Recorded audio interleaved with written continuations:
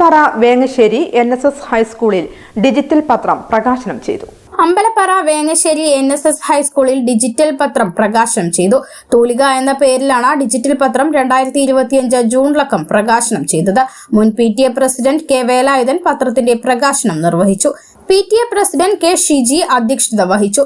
പ്രധാനാധ്യാപകൻ M Sasikumar, senior assistant K Ajith Thampan, TS Sanjeev, student editor K Jishna എന്നിവർ പങ്കെടുത്തു സംസാരിച്ചു. പരിപാടിയിൽ വിദ്യാർത്ഥികളായ P ശ്രീനന്ദ, K അരുണിമ എന്നിവർ നാടൻ പാട്ട് അവതരിപ്പിച്ചു.